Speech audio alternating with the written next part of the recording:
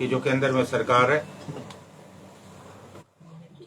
विपक्ष के नेता श्री राहुल गांधी के खिलाफ तरह तरह की टिप्पणियां जो है कर रहे हैं। पहले कंगना रनौत और अभी केंद्रीय मंत्री रवनीत सिंह बिट्टू ने विपक्ष के नेता पे अमर्यादित टिप्पणी की है। उन्होंने श्री राहुल गांधी को आतंकवादी की संज्ञा दी। उसके बाद उत्तर प्रदेश के मुख्यमंत्री के खासम खास और उनकी काबीना के मंत्री रघुराज सिंह ने अभद्र भाषा का प्रयोग किया और मध्य प्रदेश में शिवसेना एकनाथ के विधायक, जहां भारतीय जनता पार्टी का गठबंधन है, उन्होंने तो यहां तक कहा कि जो राहुल गांधी जी की जुबान काट के लाएगा उसे वो 11 लाख रुपए देगा। और तमाम पूरे देश में एक माहौल बन गया है कि राहुल गांधी के खिलाफ जो है ज्यादा से ज्यादा अभद्र भाषा का प्रयोग किया जा सके। अब मैं रवनीत सिंह बिट्टू जी से पूछना चाहता हूं कि उन्होंने ये जो टिप्पणी राहुल गांधी जी के खिलाफ की, बहुत सारी उन्होंने कांग्रेस की नीतियों की आलोचना की। ये रवनीत बिट्टू से वही व्यक्ति हैं जो 3 बार कांग्रेस पार्टी के टिकट पे चुन के आए। अभी लोकसभा चुनाव से पूर्व भारतीय जनता पार्टी में शामिल हुए और लुधियाना की जनता ने इनके दल बदल के खिलाफ वोट दिया और ये कांग्रेस के अमरिंदर सिंह राजा से चुनाव हारे। चुनाव हारने के बावजूद भी इन्हें जो है केंद्रीय मंत्री बनाया गया। और मुझे तो ये लगता है कि साफ तौर पे एक डील हुई है कि हम आपको मंत्री बनाते हैं और आपको राहुल गांधी के खिलाफ बोलना है। और जहां तक आतंक की बात है, अगर इस देश में सबसे ज्यादा आतंक का डंक सहा है वो राहुल गांधी का परिवार। श्रीमती इंदिरा गांधी जी आतंक का शिकार हुई, उनके पिता राजीव गांधी भी जो है आतंक का शिकार हुआ। और अगर सबसे ज्यादा किसी ने बर्दाश्त किया तो कांग्रेस पार्टी ने किया। और ये मुझे दुख है इस बात का, ये स्वर्गीय बेअंत सिंह जी के पोते हैं जो खुद आतंक के शिकार हुए, कांग्रेस के बहुत बड़े नेता रहे, पंजाब के मुख्यमंत्री रहे, और आज उनका पुत्र किस भाषा का इस्तेमाल कर। मैं रवनीत बिट्टू से पूछना चाहता हूं कि जो सुश्री कंगना रनौत ने बयान दिया, जिस बयान में उन्होंने किसानों को आतंकवादी कहा, किसानों को बलात्कारी कहा, उनके बारे में उन्हें क्या कहना। और जब वो कांग्रेस पार्टी में थे, पानी पी पी कर मोदी को और भारतीय जनता पार्टी को कोसते थे। और खासकर जब किसानों का आंदोलन चला उसमें बहुत ज्यादा मुखर थे। आज उनका हृदय परिवर्तन शायद इसलिए हुआ है कि उन्हें मंत्री पद से नवाजा गया है। और जैसा मैंने पहले कहा कि स्पष्ट तौर पे ये डील हुई है कि आप राहुल गांधी को गालियां निकालोगे और उसके बदले में आपको हम मंत्री बना रहे। ये क्यों हो रहा है? इसलिए क्योंकि राहुल गांधी बहुत पहले से भारतीय जनता पार्टी के निशाने में। और मैं आपको याद दिलाना चाहता हूं कि किस तरह से उनकी संसद की सदस्यता रद्द की गई, और आनन फानन में उनको उनका मकान जो है खाली कर दिया। और अभी तो वो 2 सीटों से चुनाव जीत के आए और वो अपनी लोकप्रियता का उन्होंने जो है परिचय दिया। और भारतीय जनता पार्टी की जो केंद्र में सरकार बनी, ये तो उम्मीद कर रहे थे कि 400 पार जाएंगे, लेकिन इन्हें बहुमत का भी आंकड़ा नहीं मिला।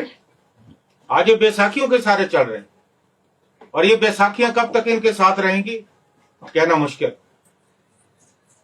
आज इस लंगड़ी सरकार का एक ही निशाना रह गया, वो राहुल गांधी।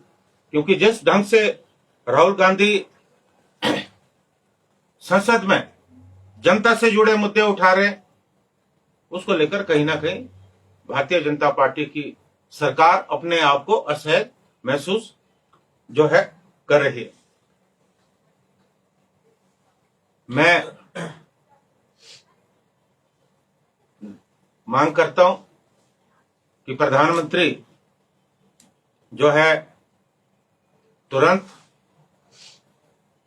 माफी मांगे, या जिस मंत्री ने इस तरह की बयानबाजी की है उन्हें माफी मांगने के लिए कहें। और संजय गायकवाड़ के खिलाफ कार्रवाई होनी चाहिए और तुरंत उनके खिलाफ जो है केस दर्ज होना चाहिए। आज जो माहौल पूरे देश में बनाया जा रहा है उसको लेकर देश के लोग चिंतित हैं। निश्चित तौर पे अपने नेता की सुरक्षा को लेकर चिंतित है। और आप जानते हैं कि 8 नवंबर 2019 को जानबूझकर जो एसपीजी कवर था, जो एसपीजी सुरक्षा राहुल गांधी या उनके परिवार को मिलती थी, उसे हटा दिया। और आज देश में जो माहौल बन रहा है वो चिंता का विषय, because they are targeting Rahul Gandhi. और मेरा देश की राष्ट्रपति से भी निवेदन है कि वो भी हस्तक्षेप करें और तुरंत प्रभाव से श्री राहुल गांधी जी, उनका परिवार, श्रीमती सोनिया गांधी जी, प्रियंका गांधी जी को एसपीजी सुरक्षा जो है बहाल होनी चाहिए। क्योंकि हम जब चंद्रशेखर देश के प्रधानमंत्री थे उस वक्त भी हम श्री राजीव गांधी जी की सुरक्षा के साथ छेड़छाड़ हुई, वो नतीजा हमने देखा। तो मेरा यह मानना है कि उन्हें तुरंत जो है एसपीजी की सुरक्षा जो है मिलनी चाहिए। रेस्ट आप लोगों ने कोई पूछना है? बीजेपी कह रही है कि राष्ट्र विरोधी बयान दे रहे हैं राहुल गांधी देश से बाहर दूसरी कंट्री में जाके, जो कि देश हित में नहीं है, प्रतिष्ठा को धूमिल किया जा रहा है। देखिए, यहाँ मैं ये भी कहना चाहूंगा कि जब देश के प्रधानमंत्री विदेशों में दौरे पे जाते हैं, वो केवल अपनी बात करते हैं। और उन्होंने कई बार दूसरे देशों में भारत की छवि को खराब किया और ये साबित करने का प्रयास किया कि अगर देश में जो भी कुछ हुआ, जो भी कुछ अच्छा हुआ, वो उस समय हुआ जब वो देश के प्रधानमंत्री बने। राहुल गांधी जी के बयानों को जो है तोड़ मरोड़ कर पेश करने की कोशिश की जा रही। सर, केंद्र में जो है कैबिनेट ने एक राष्ट्र एक चुनाव का जो है प्रस्ताव पारित किया है, उसको लेकर क्या कहना है आपका कि एक राष्ट्र एक चुनाव होना चाहिए आने वाले वक्त में?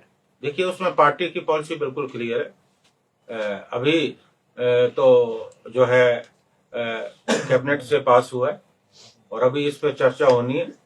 क्या इसका स्वरूप होगा उसके बारे में भी कोई जानकारी नहीं है। जब पूरी जानकारी उपलब्ध होगी कि किस ढंग से चाहते हैं, वेदर इट इज प्रैक्टिकल और not, it has to be seen. तो अब हम देखते हैं, जब मसौदा आएगा उसके बाद जो है निश्चित तौर पे हम इस पे टिप्पणी करना चाहेंगे। सर, राहुल गांधी पर टिप्पणियों का जो सिलसिला है वो एक अमेरिकी सांसद जिसका नाम इल्हान उमर है, और साथ ही साथ उन्होंने जो एक बयान दिया था उसको लेकर ये पूरी चर्चा चल रही है।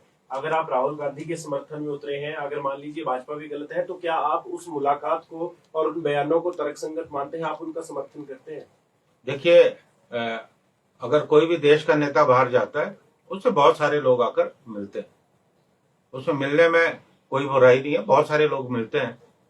अब जो मिल रहे हैं उनकी क्या मंशा है उसके बारे में कहना मुश्किल है, लेकिन निश्चित तौर पे जब आप विदेश में जाएंगे, वो तो अमेरिका के सांसद है, तो निश्चित तौर पे उनसे अगर वो उन्होंने समय मांगा होगा तो निश्चित तौर पे वो मिलेंगे।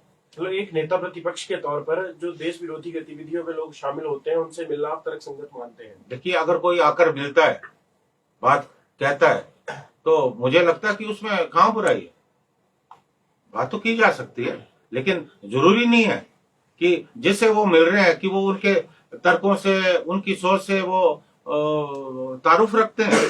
अब आप हर देश में जो विपक्ष भी है, दूसरे सरकारी पक्ष भी है, तो सरकारी पक्ष के लोग भी अगर मिलने आए उनसे भी मिलते हैं, जो विपक्ष के लोग आए उनसे भी मिलते हैं। लेकिन इसका मतलब ये नहीं कि जिन लोगों से वो मिल रहे हैं वो उनसे जो है उनकी सोच से या उनकी विचारधारा से वो जो है किसी तरह से जो है सहमत है। Thank you very much.